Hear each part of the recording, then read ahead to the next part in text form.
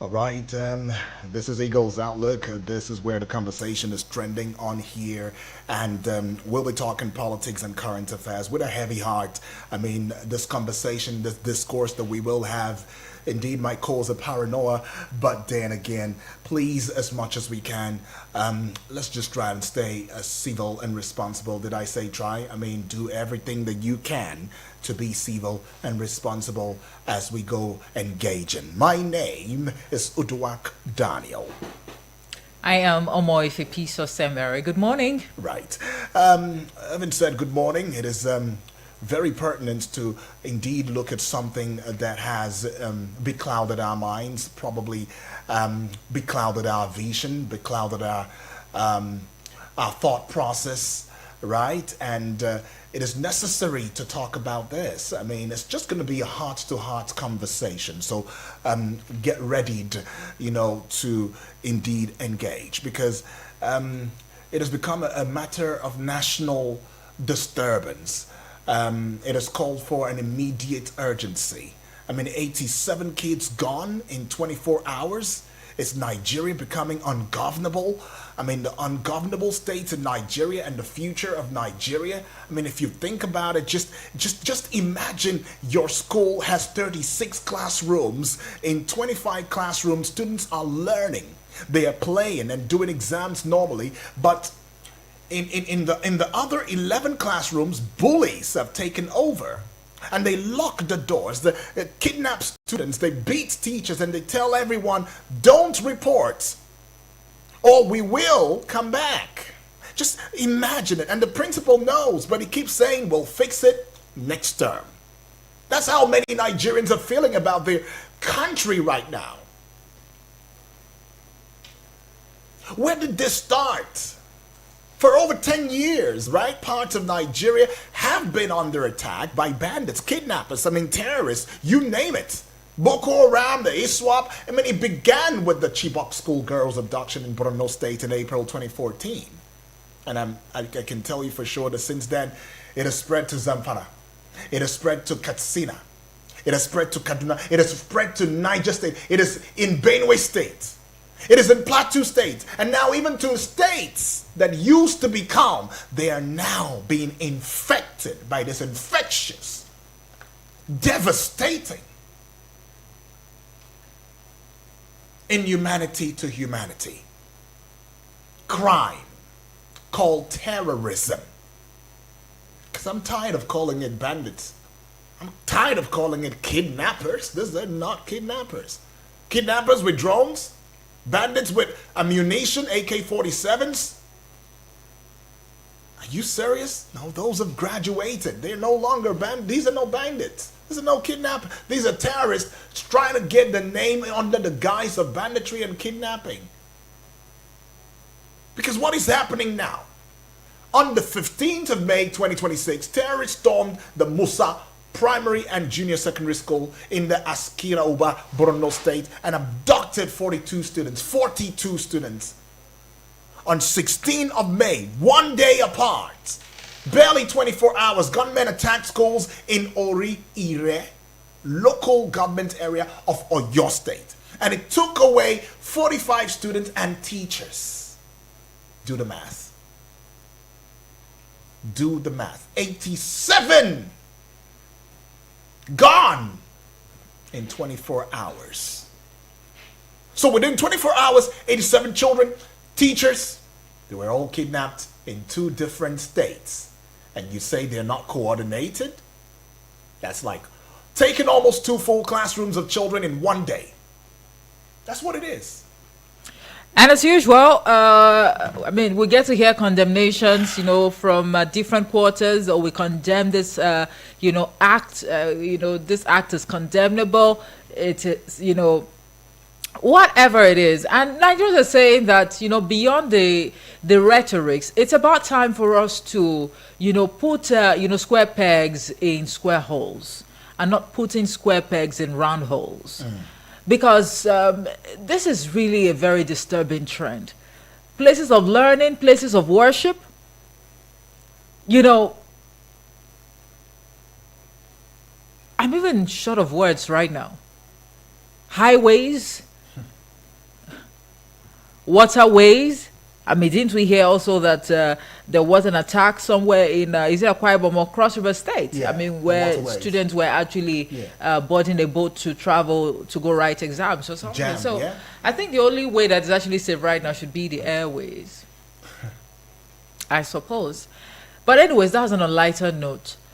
How best can we indeed end, the scourge of insecurity and, school kidnappings across Nigeria? Once upon a time, the focus was heavily, on the northern part of the country, from northwest to northeast and, what have you, from Borno State, to Zamfara, to Katsina, to Kaduna, to other, a handful of northern states. School children have been kidnapped, and now we see Oyo State also joining the list of states where school students or pupils, as it were, have been kidnapped. And in this case, it's really very disturbing, because I hear there is a video in circulation. I just have to say I hear, because I really wouldn't want to see that video where a teacher was beheaded. On a line. Now, the teaching profession is becoming something else. It's beginning to look as though the lives of teachers, are not that safe and even precious anymore. If the students are not, attacking their teachers, we now see non-state actors attacking them. What is the fate of parents whose wards have been kidnapped? What should the state government, concerned, do about this? I know that when these things happen, we are very quick to, tag the federal government, the president, you need to do this. And of course, a marching order gets issued at the end of the day. But does it really have a bite on the situation? Before we hold the federal government to account, Right. let us talk about, the various states where these incidents, have happened over the years. Are state government proactive? I ask this question because it could happen in state A and not state B. So whilst it's happening, right there in state A, what is state B supposed to do? Are you not supposed to learn lessons from what is going on in state A, take proactive measures, ensure that this does not, creep into state B? And of course, the federal government, the father of them all. Are you not supposed to come up with more concerted efforts, measures, strategies to nip in the bud this trend? Are we treating with kids' gloves the fact that school children get kidnapped and maybe after a week or two they get released? They were like, they will get released. They will be released at the end of the day. But in the process, there could be casualties, as it were. Right. Why must we wait for things to get to this point before we act? Now, this is like a tradition. When these things happen, we lament. Oh, here we are. It's beginning to look as though we're lamenting. Indeed. We're not just lamenting here. We're just lending voices, just to amplify the voice of the voiceless, or the voices of the voiceless. What should the state government do? What must they do? Once upon a time, the conversation is still ongoing around community policing or state policing and what have you. That's going to be after 2027. Why are we for delaying the state police, implementation? Okay. Why is it yet to hold water? And do you think that would indeed deal with this issue, this scourge? Why can't schools be properly fenced? Why can't CCTV cameras be installed round about the four walls of these places of learning? Is it possible that there was no, credible intel? Is it possible that the locals, nobody in this community got, first-hand information that there was going to be an attack? Did you blow the whistle? Because whilst we, hold the government to account, we also need to hold ourselves to account. Right. Because we all have a role to play. Some of us have developed this culture of silence, like you always frown at. Yeah. Oh, it's none of my business, so I'm not going to speak. I'm not going to speak up. It's not my family. What exactly do these non-state actors want? Oh, they want good roads, I can tell you. They want health care. I think it's beyond that. You sure about that? Because when they captured some of them, they came out and they told the governments that, look, we've been marginalized, we're not attended to, we don't have good roads, we don't have health care, we don't have education. They mentioned a lot of things. There's no power. There's like a total darkness, a total breakdown. Doesn't seem as though they're part of a country. You know why I beg to differ? Because when these non-state actors, when they go to these facilities to launch their attacks, they don't just kidnap people, they don't just unalive people, they also wreak havoc beyond redemption. Sometimes they set this place of learning ablaze. They destroy the what's it called now? National assets. The assets. Yeah. And then you're saying that you are doing this things because you have grievances, that we don't have good roads. Who are those stealing manhole covers? It's really crazy. Why are we making these states ungovernable? Why are we making the country ungovernable? Why? For politics. I've got an intention, I've got an interest, I've got a mandate that the people have asked me to serve them. So politically I just have to be there. I have 1,000,001 questions to ask. All right. Now, some people will say, or some will come out, oh, it's my political opponents. They are the ones trying to. It's a case of sabotage. If you know very well it's a case of sabotage, then deal with these saboteurs.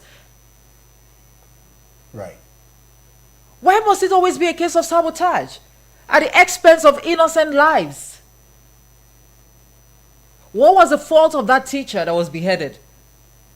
What crime did these school students or pupils, what crime did they commit? Some of them aged 2 years old.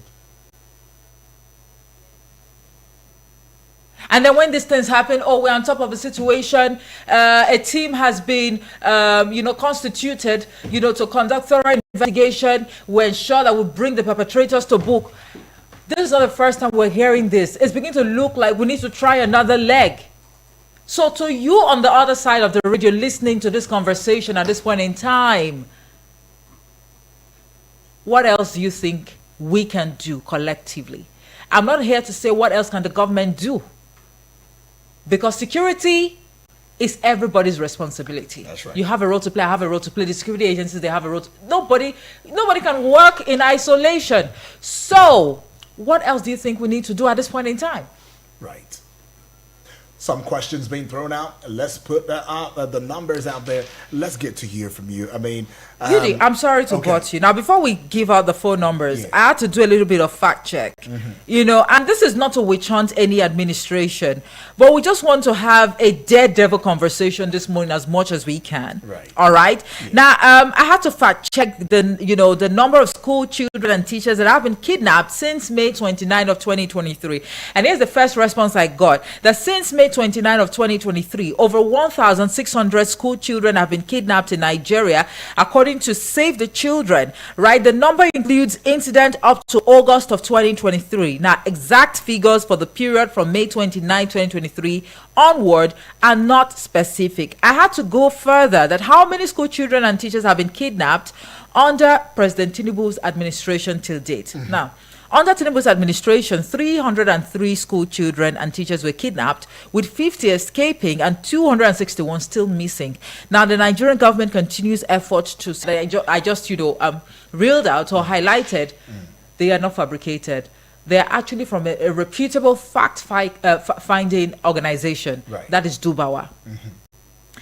I'm not, reading out these figures to cause a stir or to instigate, or to incite, or to create, panic, or cause panic, if you like. But for us to know that we are dealing with a devil, we are dealing with a demon. Now, this has actually affected us in so many ways, economic-wise. Haven't we seen, companies exit Nigeria because of insecurity?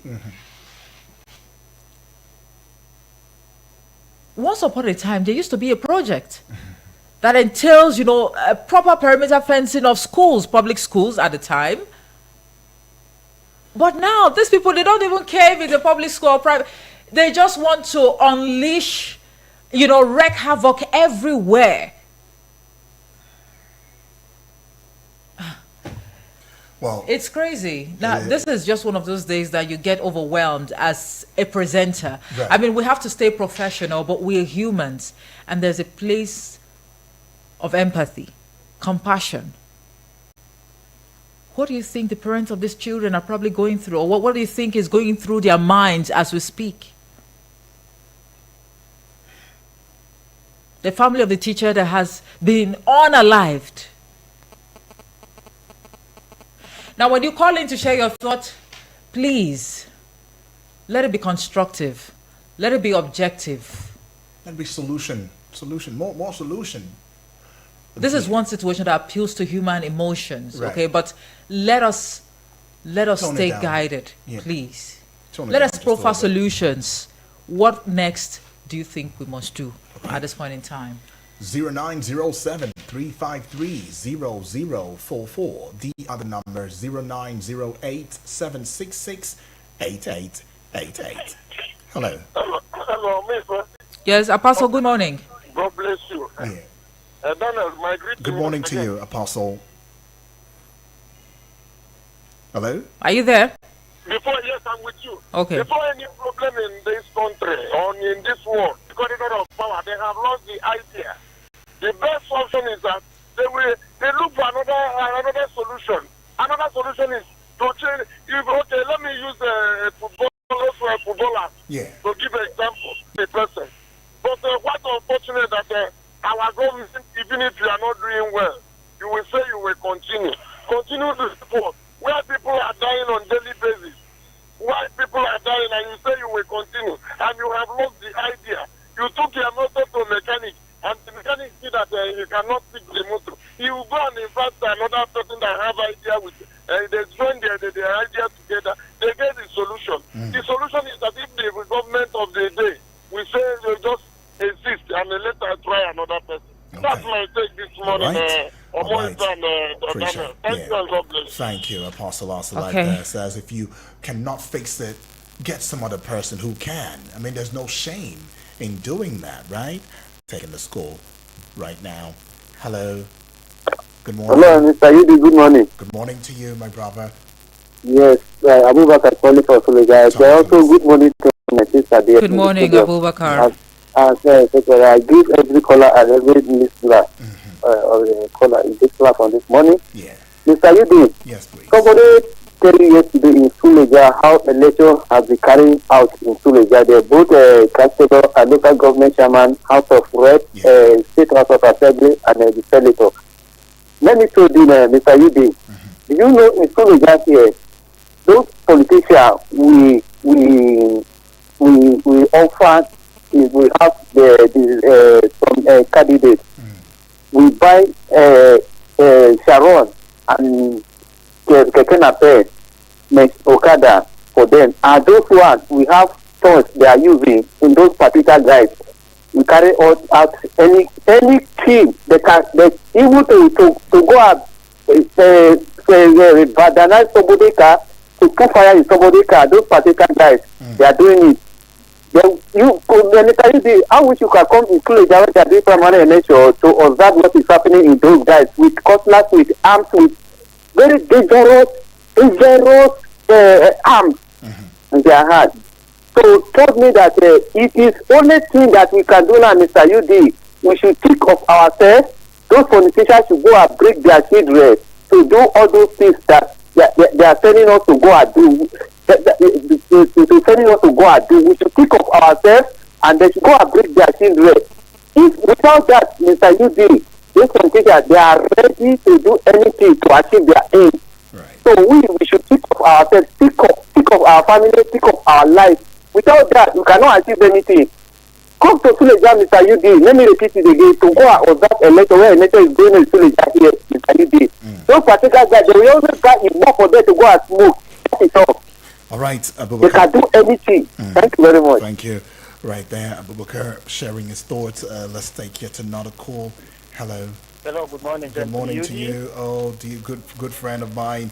Welcome aboard. My Yunusa. big sister there, good morning. Good morning to you, sir. Yes, I remain Yunus Dentene Blanc from my body, as Awesome. usual. Yes. due to the conversation, I heard all what have been said by you people Right. and the contribution of my fellow family members. Without time wasting, I will add my own contribution Right. by saying that please, the government should be aware, and we have been saying this often and often, that the educational dispensation in Nigeria has been molested. Right. And the molestation led us to all these predicament conditions we are into today. With the above being mentioned, figures being mentioned, I am pleading with the federal government to do the right thing. On what way? Now the schools should have parameter fences, and also the government should try and get us some security agencies that will be securing the life of teachers and students in Nigeria. Because teachers' lives need to be secure, and the students, without education, there will not be development in any of the nation. Okay. Thank you very much. Many Yudi. thanks, sir. That is my contribution. Awesome. Thank you. There's another trend. There is a trend. If you think about everything that's going on and all, you will discover that these terrorists are very well coordinated. Who are they attacking? They're attacking religious centers. They're attacking schools. They're attacking naval bases or military bases. You see the connection now? I mean, you deal with these facets of the society and you've dealt a heavy blow on any government, whether state or federal. So it is an intentional act. It is a coordinated act. It is a very well strategic act, well thought of plan. It's not happening in bemusement. It's not happening in amusement. It's happening structurally. It's like a timetable. It's like a bomb that has been set on a timer and said detonate on this certain day. That's what's going on. Right? Because if it is not the way I'm saying it, then how is it possible that on May 15, it happened in Borno, and barely 24 hours on May 16, it happened in Oyo? Coordinated, very well strategic. Whether this is a matter of political rancor between politicians, I don't know. I don't care. I don't want to know. Is that the business of the man who has been beheaded in Oyo State? Should that be his problem? Should that be the problem of the good people of Oyo and Borno State or any other state of the Federation? No, that's not my problem. If you two politicians have issues or differing interests, settle it amongst yourselves and family. But bringing it to the place where my brother in Borno is affected, my sister in Oyo State has been affected, my relatives scattered abroad the 36 states of the Federation, talk about Kwara, Benue, Plateau State, talk about Zamfara State, talk about Katsina State, talk about Niger State just here, Nasarawa State just here. I mean, I don't make sense of it. So, some are saying that, look, as it stands now, you can't. I think there was a directive by the former Ministry of the former chief of is it Army, who is now the Minister of Defense, right? When he was the chief, in fact, a few days till when he was relieved of his duty, he had given a strong mandate to the soldiers. It says, the moment you see them, unalive them. There's no trial. The moment you see that your fellow compatriot soldier is in a very difficult situation and you see that you're in the right position to unalive them. The moment you see that these bandits are heading towards a certain village and all of that, and you think that you are in a well position to douse the tension at the time without waiting for any type of signal from any force ahead. Go ahead, I'm giving you. I said, go ahead, as long as the people are protected first. This should be a priority. After he made that statement, he got backlashed. And the next thing we saw is that he was relieved. So is there some play that we are not seeing with our two visible, normal eyes in this entire situation? Because I can name the trouble states for you. Borno State is one. Boko Haram and ISWAP remain very active. 42 students from Musa Primary and Junior Secondary School in Askira Uba local government area. Senator Alin Dume, representing Borno South from Borno State, confirmed the attack and called it barrack. Traumatic. Heartbreaking. We always have the English for it, right? Or your state now, on just one day after May 16, we have seen gunmen abduct 45 students and teachers from Baptist Nursery and Primary School, Yawota Community Grammar School, and LA Primary School in Isiele, Orire, local government area. And Governor Shea Makinde confirmed one teacher was killed and 6 suspects have been arrested. Six suspects. And yet the 45 have not been brought back. Okay, now let me take you to the northwest states. Zamfara, Katsina, Sokoto, Kaduna, and Niger State have faced armed bandits.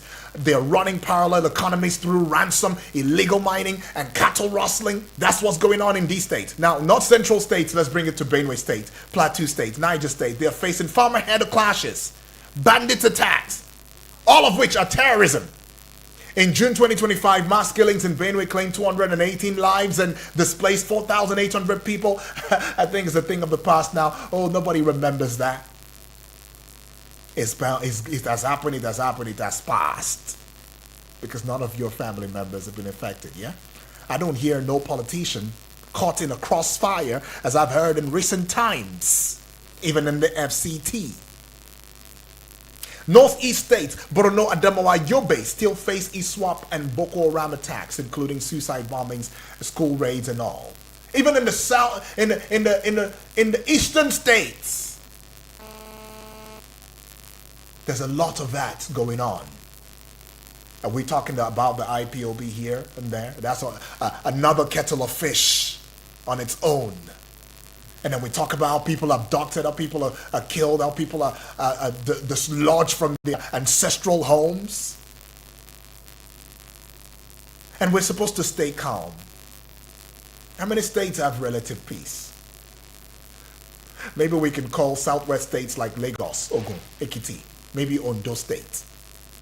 Maybe southeast states like Enugu, Ebonyi, Anambra, well, they just have lower rates of terrorism and banditry. Doesn't mean that they're rid of it, because though they face cultism and occasional kidnapping, south states like Akwa Ibom and Cross River, well, relatively stable outside localized cult violence. These are the things that we face in those states. So if you put it all together, which state is even stable and safe? You see, off the microphone, we're having the conversation, UD, and I asked you a question that, don't we have a forum, housing state governors in Nigeria? Of course, that's the Nigeria Governors Forum. That's right. So what do these people discuss when they converge? Wow.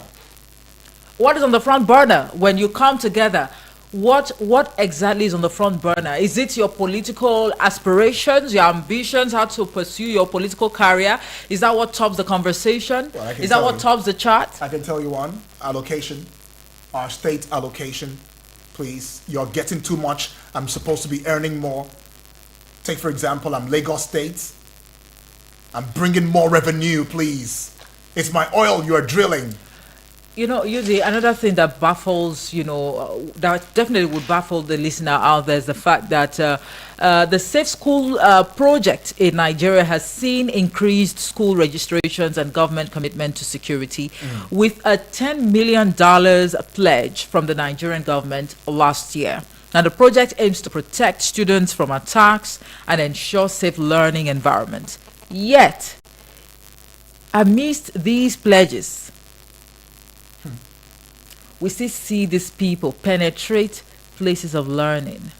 Wow.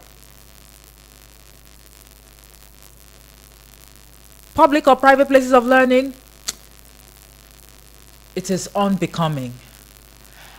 And then when, we eventually see the latest figures from UNESCO and the rest talking about the number of out-of-school children in Nigeria, there is heavy focus on the northern part of the country. Oh, the children, they are not in school. They are out there roaming the streets.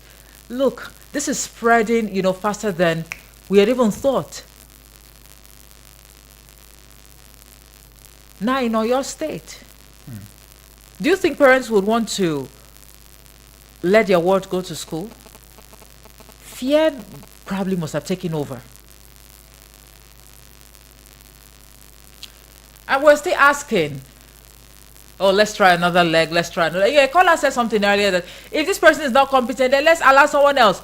It's not about allowing someone else. What strategies, what measures do you think must be adopted by whoever?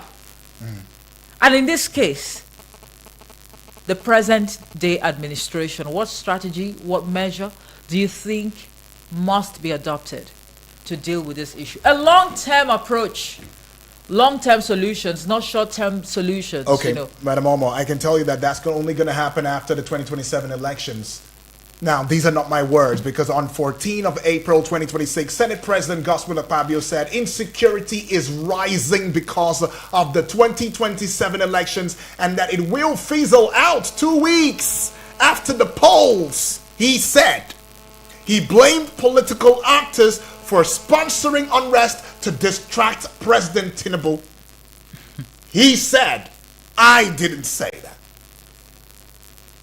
2 weeks after the polls, even gave a timing when it was going to end.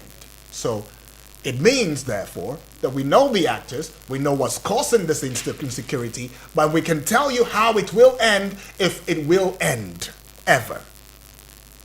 Some conversations right there, because Nigerians are troubled by that. It's caused a stare. Hello, good morning.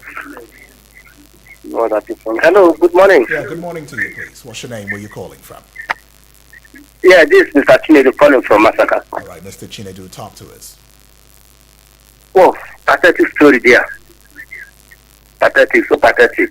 On your issue. What is the way forward? My brother over there, I think the way forward is for the communities to wake up. They should wake up. They should not even wait for the government to come and help them. They should wake up, guide themselves to that community. In fact, in all the community, let me give an instance where I'm staying in Masaka here. Particular place I'm staying. Yeah. There was a time that we cannot even sleep. Every night they must come for robbery. Every night they must come for attack. Every day. You understand? Even if you call the police, they will not even attend to you. So what did we do? We have to rise up to the occasion.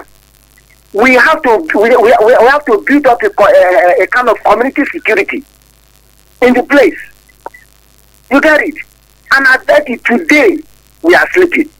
So those communities, they should rise up to the occasion. They should wait for the community. I was telling my wife, I said, look, if it is in my place in Delta State, they will enter the bush. They will enter the bush. We will enter the bush. We will chase them and we get them out. You get it? So communities should rise up to the occasion. They should. In fact, it is not very painful for these idiots to come to the community, cut away students, puppies. If there is rain in the bush now, these people will be suffering in the bush. It's so pathetic. It's so painful. Right. Communities should rise up to the occasion. Okay. They should rise up. They should defend themselves. That is my take. All right. Thank you. All right. Does that also equate, community policing? Is that what he's advocating for? Well, I mean, we've seen communities where youth have, actively come out in their numbers to say that they just have to, protect their, domains, since it's beginning to look like a tall order. Not really a tall order for the security agencies, but look, that is the collective effort we're talking about, okay? If you are privy, to some information, or you've got an intel, that's why we always say, especially on on the breakfast show here. Yeah. When we say security is everyone's business, it is everyone's business indeed. In your vicinity, for example, you may not know everybody, in your neighborhood, but come on, when you see a strange face, your instinct is definitely going to tell you to take a pause. Like, this face, I've never seen this face here before. Exactly. I think, or one would think, so it won't look like I'm trying to enforce my opinion on people. What do you do in cases like that? You have community heads, village heads. I saw a strange face the other day, and today I saw another one. Don't you think we should alert the vigilantes? The community security guards, don't you think it's about time we alert them? Well, Okay. Well, it's crazy again because there's freedom of movement and indeed. association. Indeed. And then, of course, there has also been the case of the one blowing the whistle being Protected? good. So you get it. Samuel from Kuje says, It says, my take on this issue on the ground are as follows. Now, this is a calculated attempt to frighten the masses so that they will not send their children to school while the elite children are schooling outside the country. The people behind these evil have the full backing of some wicked and evil politicians. They are doing these things because they know that tomorrow they will come out and claim that they have repented, and of course, taxpayers' monies will be used, to rehabilitate, I suppose. Well, according to Samuel, if these people are arrested, they should be unalived. The government should have the willpower to fish out the sponsors and show them the way out of this world. Let all the evil and bad people in our society or security agencies be shown the way out. Communities should no longer wait for the government before they do something, he says. why does it feel as though artists and people who have been in the creative industry have been fingered as being prophets? Just before Chinua Achebe left us, he wrote a book and he said there was a country. Just before the singer, Sound Sultan, departed and left us, he said one day bushmeats go catch the hunter. What if this is the case of the bushmeats connected to the hunter? The hunter just goes out and feigns as though he's after the bushmeat, but after actually the bushmeat. I don't know. Well, of course, this should be Yusuf from Wuse too. Yes. It says on banditry, kidnapping, killings and displacement of Nigerians. Empirical fact already shows that those responsible and their motives, but we are not ready to wake up to the reality. Bandits are sponsored and they deploy terrorism, to instill fear and gain territorial control, especially where there is presence of strategic minerals. Nigeria, just like the Sahel states, the Congo and the Sudan, is under siege because of mineral resources. We have not realized that we are witnessing a carefully planned strategy to gain territorial control of mineral-rich areas, and that is why it is coordinated. Our industrial, agricultural, refineries, steel and power sectors have been sabotaged by the same actors. Well, he is of the opinion that the government probably knows the consequences of fighting the neo-colonialists, so they are not bothered.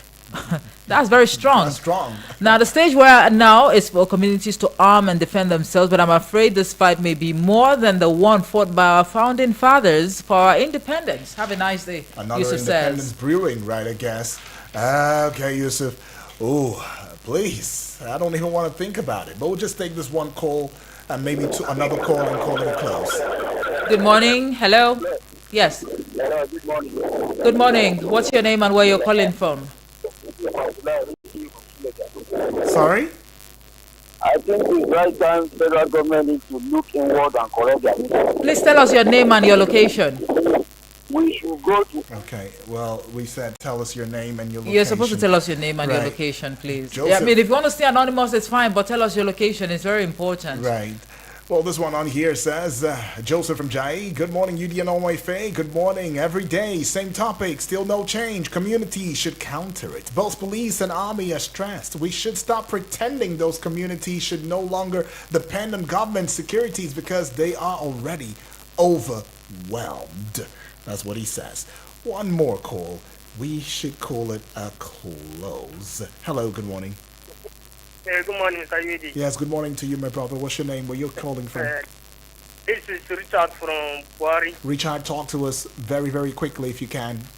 Okay. Mr. Yuedi, the way out is that let there be participants in action because our military, let's say they are working in terms of action. Okay. They should go after those guys inside bush and fight them, not allow them until they attack us before we go after them.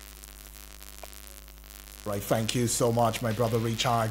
Richard says decisive action. It's not just, rhetorics of mouth conversation. And we should give it to the military, and the U.S. joint collaboration. Just recently, we've been seeing a lot of coordinated attacks from the military, as well as with the joint effort of the United States and military, ensuring that our lands, our places are safe and sound.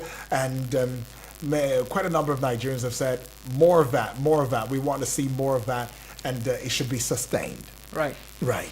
But should we take one last call? I fear we can't. We can't. Okay. Well, anyways, though, can't go any further. But we will indeed say that security is everybody's business, right? And maybe the communities have a role to play. This is where the conversation that is about the local governments would want to come up. But the question will now be, are the local governments indeed independent of the state governments? Are they autonomous, as the books, puts it? Even after the Supreme Court has passed its judgments, we still see the local government chairmen and councillors in the pockets of the state governors. Could this conversation frame the foundation for a discourse that says that, look, as it stands, it seems as though it's the state governors that we should be talking about now, not exactly the federal government? Well, I don't know. You tell me. Well, time is not our friend. We really wish we can go on and on with this conversation, but it continues across our social media platforms on YouTube at Eagles TV Abuja. That's right. On Facebook at Eagles FM Abuja. Please have a playback, share the video, leave a comment. We'll be more than glad to acknowledge your thought. Don't forget that at the end of the day, we're looking for long-term solutions beyond lamentations. My name is Omoefe Peace Osemere, and the views expressed on this show were not influenced by Eagles FM 102.3 Abuja. Good morning. Eagles 102.3 Abuja. This is Eagles 102.3